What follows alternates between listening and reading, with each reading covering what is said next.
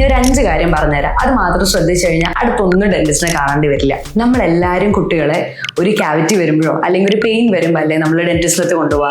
നമ്മൾ ആദ്യത്തെ കാര്യം മോർണിംഗ് ആൻഡ് നൈറ്റ് നിർബന്ധമായും ബ്രഷ് ചെയ്യിപ്പിക്കുക. 3 to 6 months ആകുമ്പോൾ ബ്രഷ് മാറ്റിപ്പിക്കുക.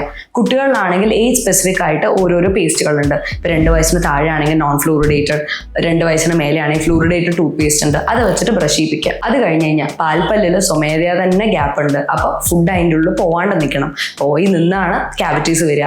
അപ്പൊ എന്താ ചെയ്യുക, എല്ലാ മീൽസിന് ശേഷവും വൃത്തിയായിട്ട് കുട്ടി വാ കഴുകുന്നുണ്ടോ എന്ന് ഉറപ്പാക്കുക. അതേപോലെ തന്നെ വേണമെങ്കിൽ ഇടയ്ക്കൊന്ന് വാ തുറന്ന് നോക്കാം കുട്ടി വാ കഴുകുന്നത് കറക്റ്റ് ആണോ എന്ന്. അത് കഴിഞ്ഞ് കഴിഞ്ഞാൽ ബേക്കറി ഫുഡ്സ്, സോഫ്റ്റ് ഡ്രിങ്ക്സ്, അതൊക്കെ കുറച്ച് അസിഡിക് നേച്ചറാണ്. സ്റ്റിക്കി ആയിട്ടുള്ള ചോക്ലേറ്റ്സ് ഇതൊന്നും കുട്ടിക്ക് കൊടുക്കാണ്ടിരിക്കുക. പിന്നെ മന്ത്ലി വൺസ് ഡെന്റിസ്റ്റിനെ കണ്ടില്ലെങ്കിലും നിങ്ങളൊന്ന് നിങ്ങളുടെ കുട്ടിയുടെ വാ തുറന്ന് നോക്കുക. എവിടെയെങ്കിലും ചെറിയ ബ്രൗൺ ബ്ലാക്ക് സ്പോട്ട്സ് ഉണ്ടോ, അല്ലെങ്കിൽ ചില കേടുകൾ സ്റ്റാർട്ടിങ്ങിൽ വൈറ്റ് ആയിട്ട് ഉണ്ടാവുക.